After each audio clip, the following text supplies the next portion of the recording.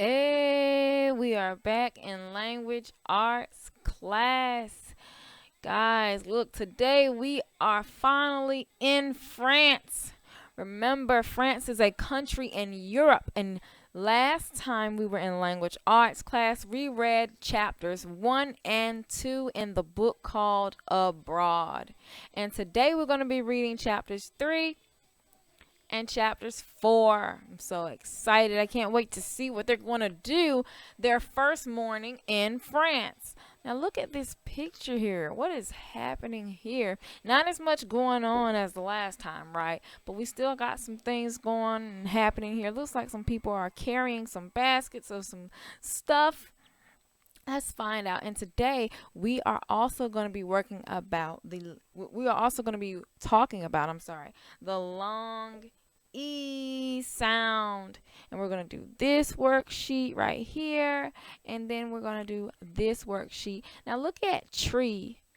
It has the long E sound. It says first, circle the words below that have the long E sound. So you're going to go through all of these and you're going to circle the ones that have the long E sound.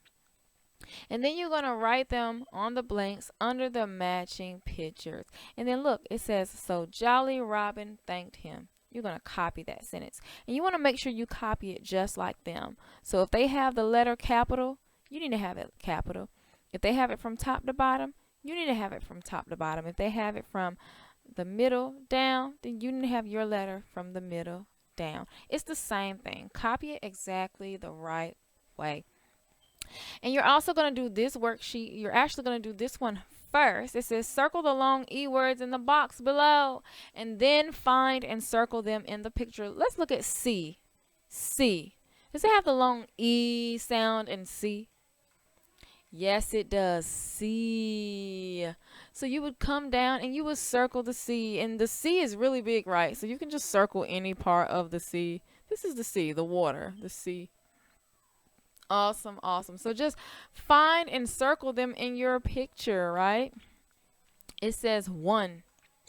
That is not a rhyming word. Even though we have a one here, it's not, I'm sorry, not rhyming. That is not a word with the long E sound. So even though it has a one here, that doesn't mean anything. Plus, this is the word one. That's the number one, right? So we don't have to circle that. What about key?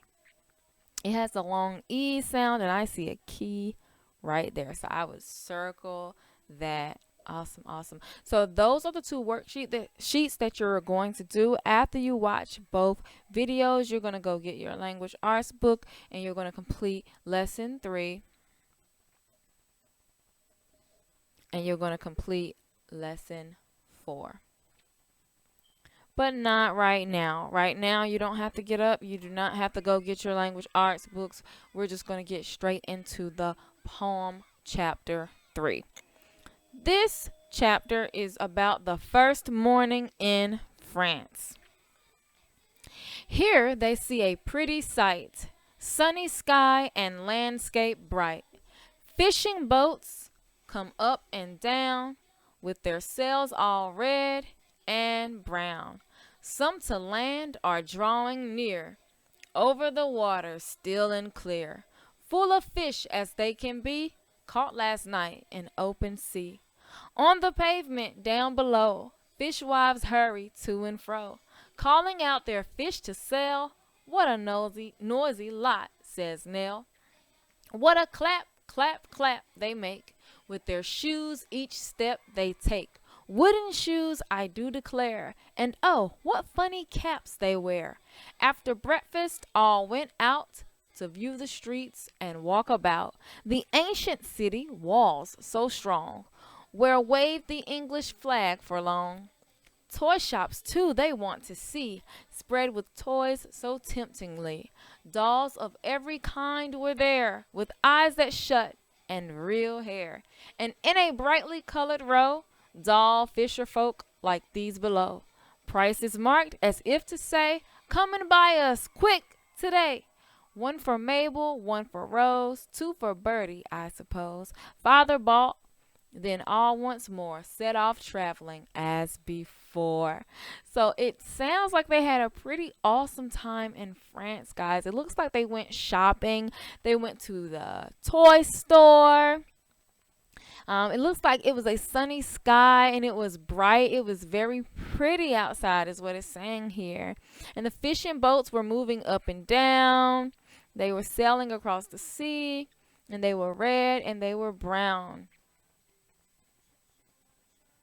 And the water was still and clear, and it was full of fish that they caught. They caught lots of fish last night in the open sea. That's what it says here. And it looks like people began to sell their fish. And Nell was like, whoa, it's noisy out here, because it was like a clap, clap, clap with their shoes. Their shoes were clapping all over the place. And he was like, what funny caps they wear. Like, look at their hats. Like, what funny hats they're wearing here. He's never seen any hats that look like that. So he thought that they were pretty funny.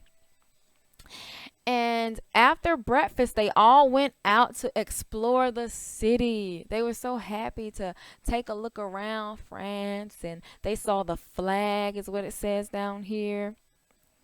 And they went to toy shops and they saw all the toys and they were so tempted.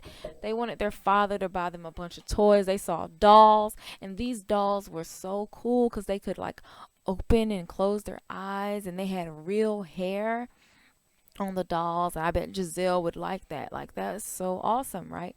And they had the prices on the dolls, and apparently these toys were really, really affordable. That means that they were very easy to buy because the prices were really low. Like, what if you saw this big, big, big monster truck and you wanted to buy it and it was $1? Only $1. Normally something like that, it might be $50 or it might be $100 or it might be $1,000. But what if you see it for $1? That would be so awesome. It's like, come and buy me because, you know, it's so cheap. It's so affordable. It's so easy to buy. The price is really low. And so they got a toy for Mabel, a toy for Rose, and they got 2 toys for Birdie. It must be the baby. And the father bought them. It says father bought. And then all once more set off traveling as before. So after they left the toy shop, they began traveling again. So awesome. It sounds like they had the best first morning in France ever. I want to go to France now, right? Like, I want to go to France. It sounds so fun, so awesome. Okay, so let's go back in the poem and see if we can hear something that rhymes. It says, here they see a pretty sight, sunny sky and landscape bright. Fishing boats move up and down with their sails all red and brown. There are 2 sets of rhyming words in this portion that I just read. What are they? Sight and bright rhyme. What else? Down and brown. Lovely, lovely, lovely. We found the rhyming words. Let's do one more. Some to land are drawing near, over the water still and clear, full of fish as they can be, caught last night in open sea. What words rhymed here? Near and clear. What else?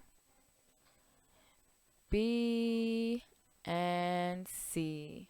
Awesome, awesome. Now what we need to do is listen for the 2 long E sounding words.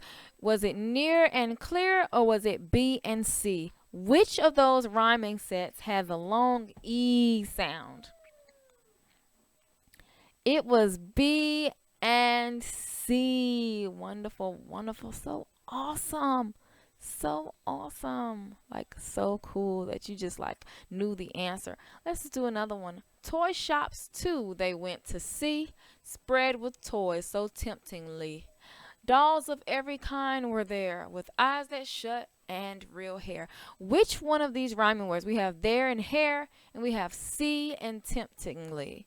Which of those rhyming words had the long E sound? Was it see and temptingly, or was it there and here? It was see and temptingly. Awesome, awesome, awesome, awesome. You are so smart. You are doing awesome. So the worksheet that matches that is this one. Now let's read the next chapter. And when we're finished with this chapter, you'll be able to do lesson 3 and lesson 4. So don't just go get your book just yet. We have one more poem to read. And let's see if we can really pay attention to these rhyming words and find the words that rhyme with the long E sound.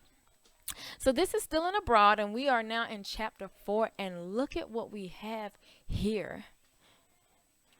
I wonder if this is like the next day or the same day that we just read about. It's so awesome. It looks like now they're about to go eat or go to a kitchen or something. I don't know. Let's read. Let's see what's going on here. Now that dinner is ordered. Ooh, it looks like they did go out to eat. They went to a restaurant. Now that dinner is ordered, we'll just take a peep at the cooks in the kitchen. Just see what a heap of plates are provided and copper pans too. They'll soon make a dinner for me and for you. French cookery's famous for flavoring rare, but of garlic I think they've enough and to spare. If we ask how their wonderful dishes are made, I'm afraid they won't tell us the tricks of the trade.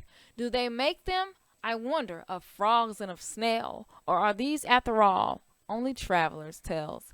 The names are all down on the menu, no doubt, but the worst of it is that we can't make them out. So awesome. So look, they're at a restaurant. They've just ordered dinner, and they're taking a peep in the kitchen because they're nosy, right? I know you know, like when your parents are cooking and you gotta sneak down to the kitchen to see, what are we eating today? I'm so nosy. And so they took a peep into the kitchen, and they're looking at the cooks in the kitchen, and they're just like, what a heap! Like, wow, what's going on in here? And they got plates and they got copper pans. And they're seeing that they're going to make dinner soon. They're making dinner for me. They're making dinner for you. They're flavoring. The way the food tastes is so rare. Like, rare means they don't taste it often. It's something that does not happen a lot. It's like a once-in-a-lifetime thing. It does not happen a lot. So rare means it does not happen a lot. What does rare mean? Okay, and it says that some of it tastes like garlic. And they said, oh, they got enough garlic. They got enough garlic. They got a lot of garlic, right? And it says, but we already know that if we ask them how they make this food, like if we ask them for the recipe, if we ask them to help us make it, they're not going to help us, right? It says, I'm afraid they won't tell us the tricks of the trade. That means they're not going to tell us their secret. The recipe, how they make it, shh, it's a secret, and they're not going to tell us. And then they said, I wonder if they make them of frogs and snail. And I'm like, ew, I don't really want to eat a frog. I don't really want to eat a snail, but who knows? I mean, you're in France, live it up. And it says, maybe those are just traveler tales. Like, maybe that's not true. Maybe that's just something they tell people who are traveling, people who are coming abroad or going abroad, traveling around the world and moving and flying and going on boats or taking a bus. You know, maybe that's what they're just telling people who are newcomers. They're here for the first time. They're visiting, you know. And it says the names are all down on the menu. So they have a paper with all of the names of the foods that they have at the restaurant. You ever see a menu? You ever see a menu at a restaurant? Everybody knows McDonald's. Look at these menus. Different menus. If you've ever been inside McDonald's, you've seen a menu. And what it is just like a paper or a board or anything with a list of all the foods they have and the name of that food and then the price, okay? And so that's what that is. It's going to tell you the name of the food, you know, a picture of the food maybe, and the price. Okay, and so if you look at McDonald's menu here, let's see if we can go to it. Look at that.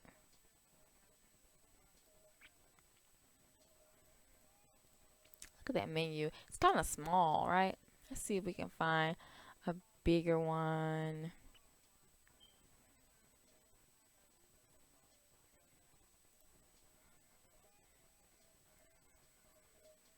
Oh, they are all small, guys.